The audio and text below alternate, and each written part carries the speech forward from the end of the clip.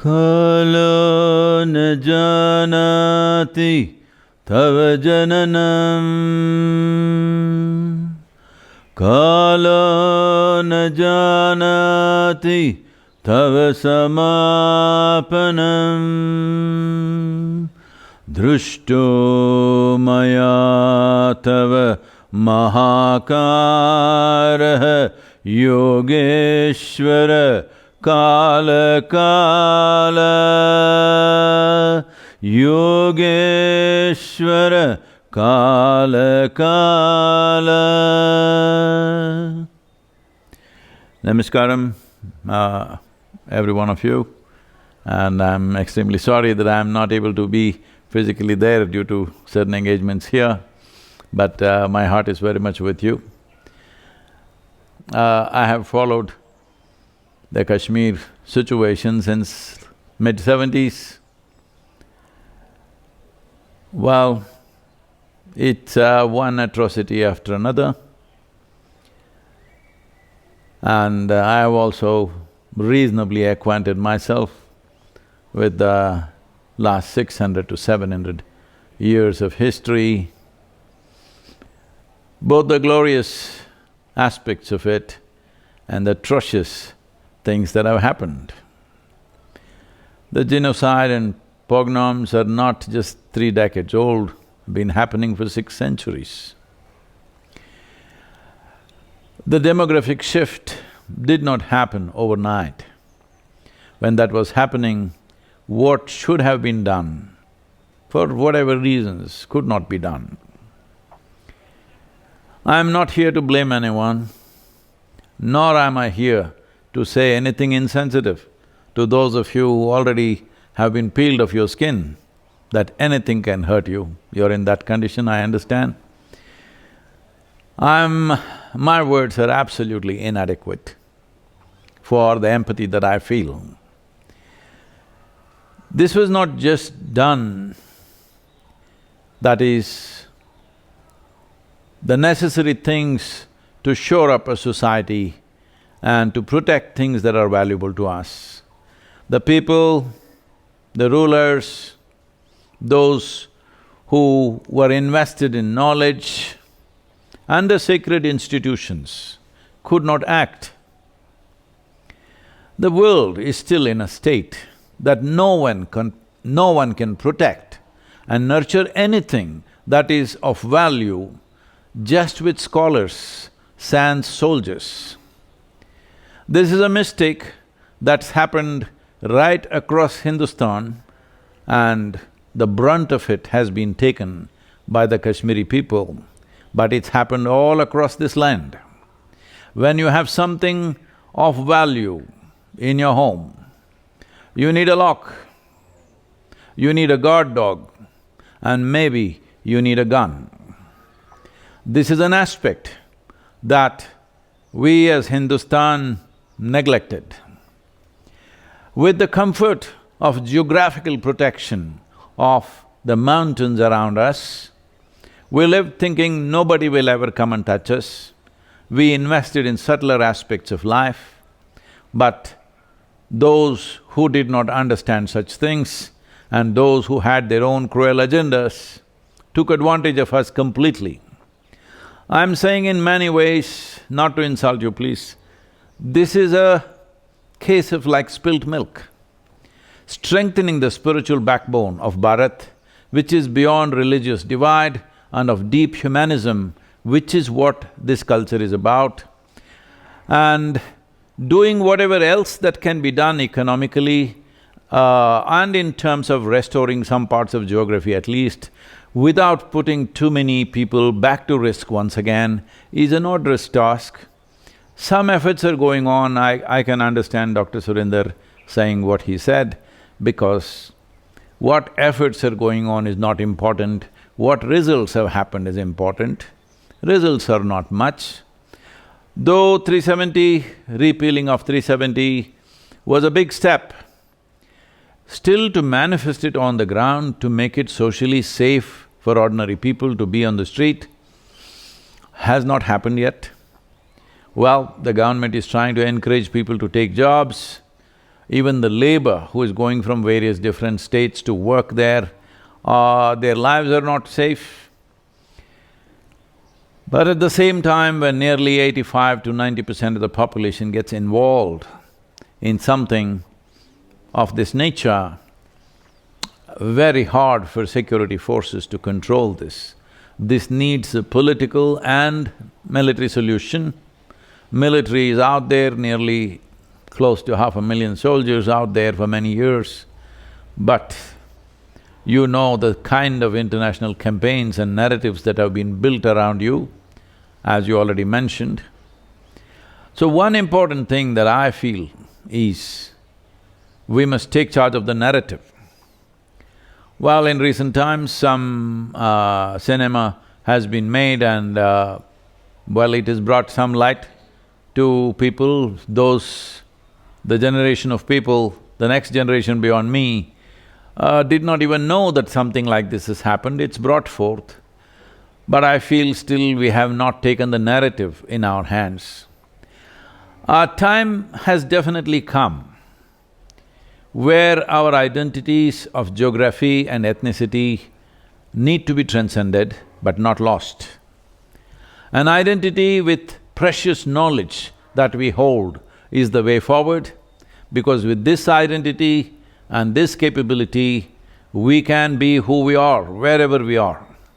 I'm not trying to write off Kashmir, please do not misunderstand me, because it pains me to see every couple of weeks or 3-4 weeks, we are seeing two Kashmiri Hindus shot dead here, there.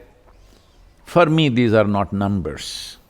These are people like you and me. Two people shot dead, oh, just two. It's not just two lives and two families and people connected with them, everything is gone. So one thing, this may look very meager to many of you, but I am thinking of long-term well-being of your community. We need to capture the narrative. Many more things have to be done. I think capturing the narrative, how to do it, if you are willing, I'm willing to spend a day with you, with a close group of people, how can we capture the narrative? I'm saying all across country, you can demand with the central government, as a tragedy that has unfolded in Kashmir, the injustice that has been done to the people, at least to acknowledge that. There must be in every city, at least every major city across the country, there must be a street named after Kashmir, a circle or a square named after Kashmir, or there must be a Kashyapa mountain or a peak. I know these are poor substitutes, but if we want the glorious and atrocious nature of Kashmiri history to be remembered, celebrated by all in Bharat, we need to create symbols. Because going back and taking that land straight away, let us be practical about this, because recently I was with someone from your community who holds… a very eminent person who holds a significant position. He was telling me, Sadhguru, once I retire, I'm going back to Srinagar. I said, please don't do that. Because especially someone of your stature, you should not do that, it'll be somebody's pleasure to do something terrible. So we must understand that the essence of all this is, there is religious bigotry, and bigotry is written into the scriptures, and if we do not bring that narrative everywhere, if we do not say that it is this narrative that needs to change, just changing one situation, trying to fix one situation is not going to work, because we must understand from Azerbaijan to right up to Cambodia, there was Hindustan. Now it shrunk to this size. And now Kashmir is a problem where they're trying to shrink it further. So this shrinkage didn't happen overnight, the demographic change did not happen overnight, the shift in demographics is the technology. Because There are people who are committed for 100, 200, 500 years. They don't mind if their intentions are fulfilled after 500 years. They are willing to work for it. That commitment creates many cruel situations, but generally, our communities are committed to bringing well-being to people who are living here, not sending them to heaven. So having said that, but if we want this, can everything be corrected? No. Can we bring back the lives, precious lives we've lost? Not at all. But even to get back the geographical entity is very, very difficult. This making Kashmir into a union territory, I think it's a positive step. Fortunately, even the Supreme Court has validated that as a law. And many historical blunders we have done. This is the important thing we need to understand. At a given time, what needs to be done, if we don't do it and we try to do it tomorrow, it will be late for us. Mistakes that have been done, we cannot fix the past. But how do we ensure there is a future? We cannot go on being soaked in the pain and suffering of our parents, but to establish a secure and a culturally rich and identity, enjoying the identity of who we are, the future of our children, this is very important. Because I am not saying you can forget this, I am not saying some philosophy, don't worry, tomorrow will be okay. I am not saying those things. All I am saying is, I am not a very good I'm not good at consoling people, but I've been thinking of solutions, I've spoken to various aspects of the government regarding this. But every solution that you think of, it is being beaten down by somebody because they have the narrative in the world. I think shifting the narrative is very important.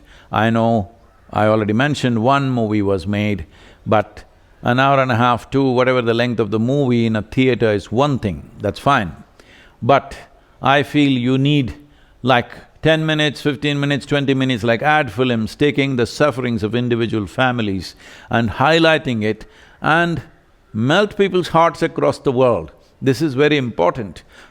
We have come to a place in technology and reach where we don't need a theater to spread the message. Just about in everybody's phone, everybody's computer, it can be there. I think focusing on shifting the narrative is very important if we want any solutions. I understand you mentioned a timeline, all of us who have seen this suffering, who are witnesses to this, in another 20, 25 years we may not be there.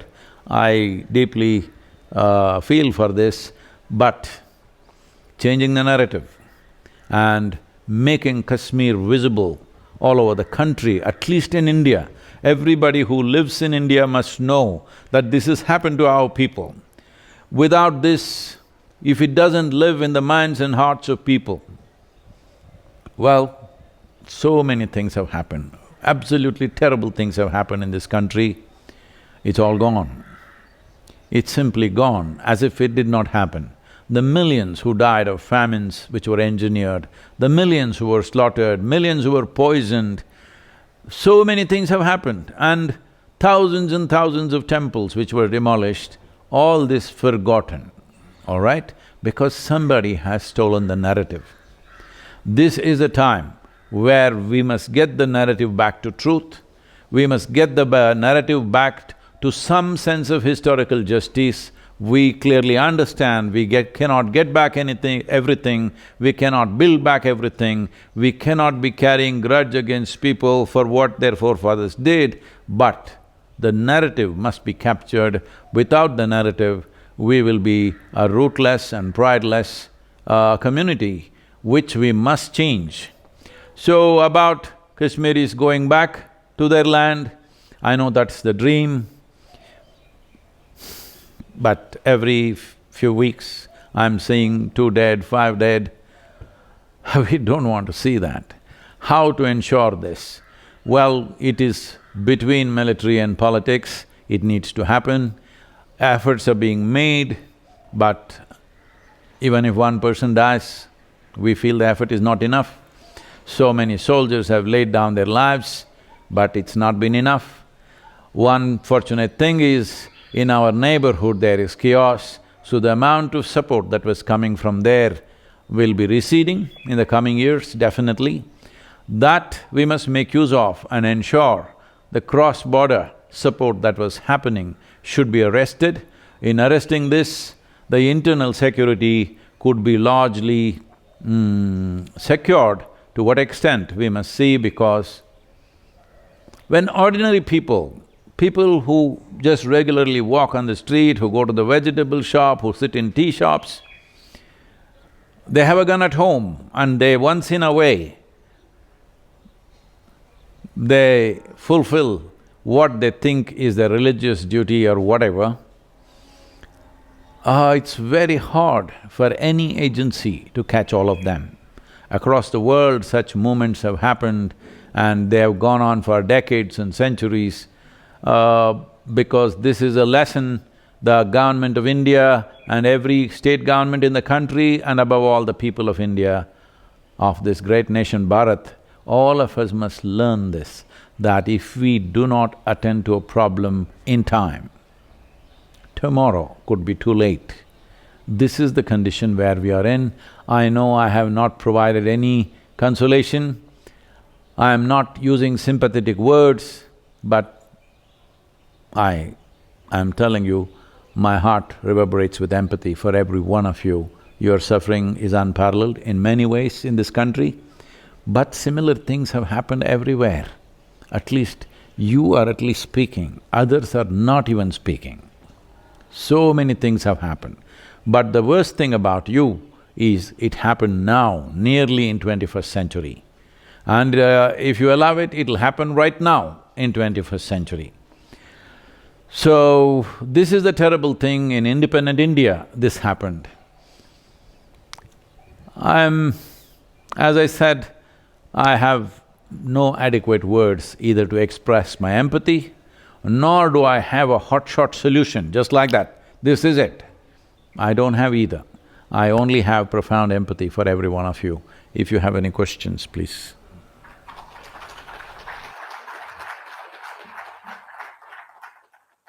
Sadhguru, that was awesome.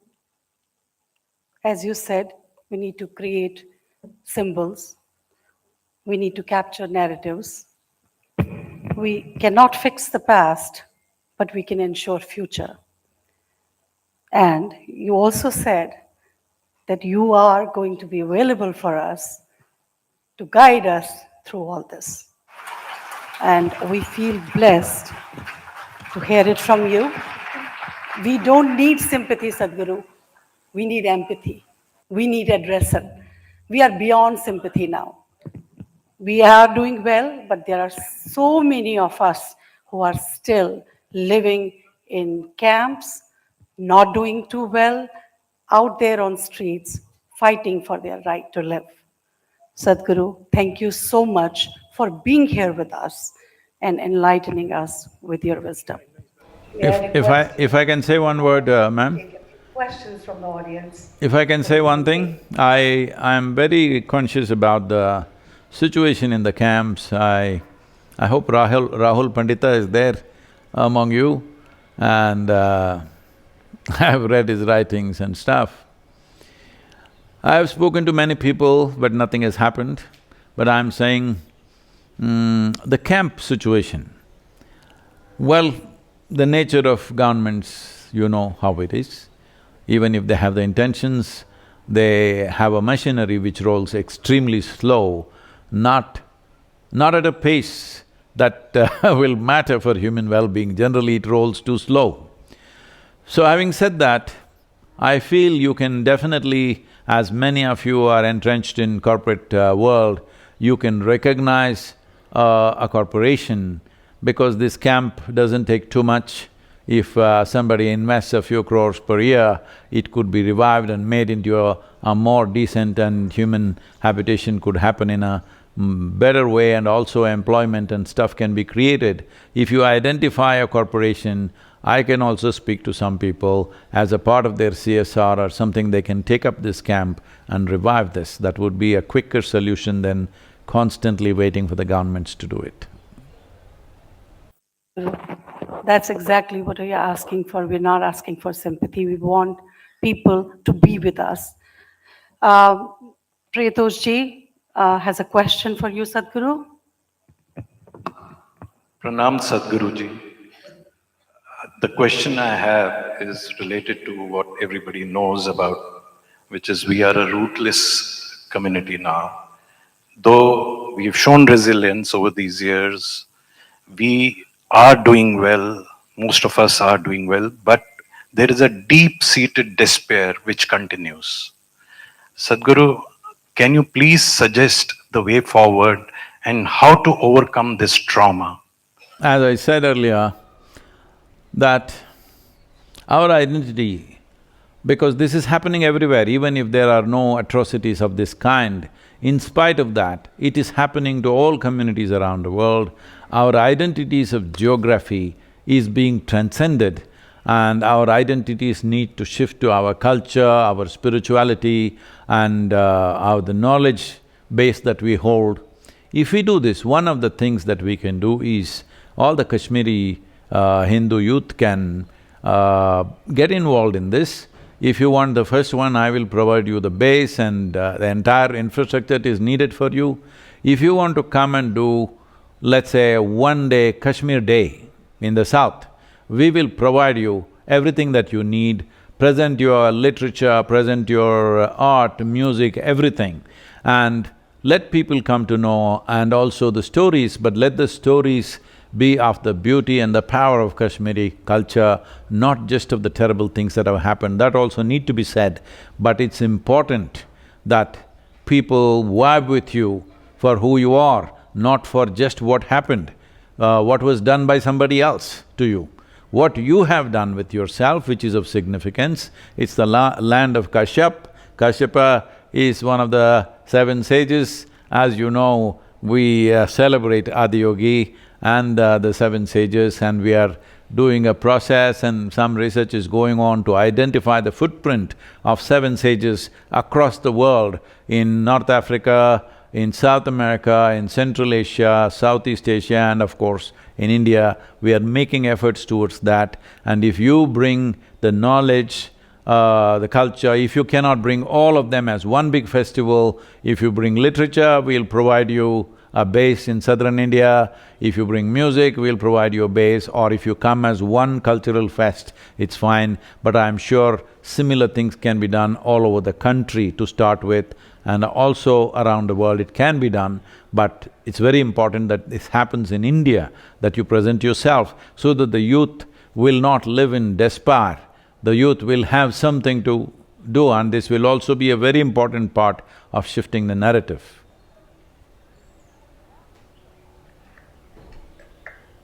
Thank you so much, Sadhguru. Yes, that's the kind of help, that's the kind of support we need, and we need it from you. You being the spiritual guru, we look forward to interact with you personally and get to the real solutions, so we go back to our Kashyap land.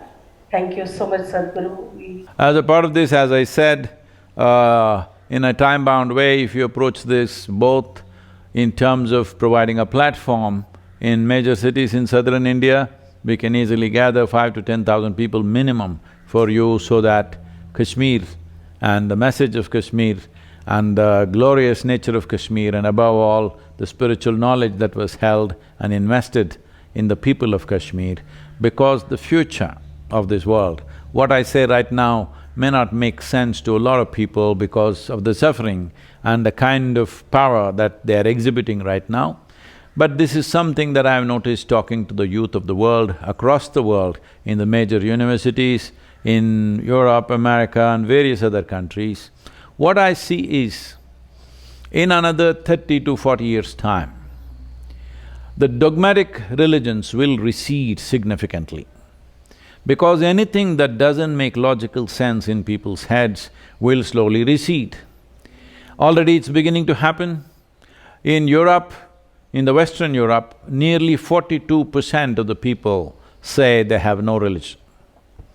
In UK, about 36% of the people are writing in their forms that they have no religion. 32 to 33% of the people in United States are saying no religion. This is simply because selling tickets to heaven and managing people, those times are over. Unless it makes logical sense, people are not going to ascribe to anything. This number will increase to 70 to 80% in 25 to 30 years. We can hasten it, we can make sure that happens in next 10, 15 years' time. Essentially, the entire work that I'm doing is about moving people from religion to responsibility.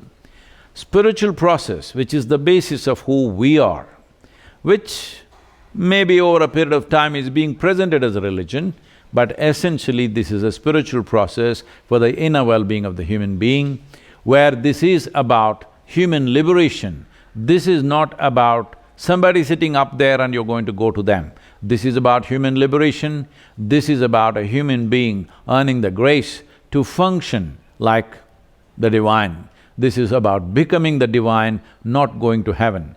This aspect of attaining liberation to become free from what we are entangled with will become the most important aspect, and this will rise in the next 10 to 15 to 20 years' time. The sooner we do it, the better it is. In that context, you identifying with your knowledge, you identifying with your spirituality, in many ways is the ammunition for the future. Not that we are going to fire at somebody, but our way of doing things is to embrace the world, not to destroy the world. Our way of including people, our way of life is inclusion, not conquest. So, identifying yourself with the spiritual nature of Kashmir, the land of Saraswati and Sharada, it is important. That is what should be the basic identity. I'm saying this with utmost pain, not the mountains and valleys, the knowledge that you carry, because that is the future. Thank you very much.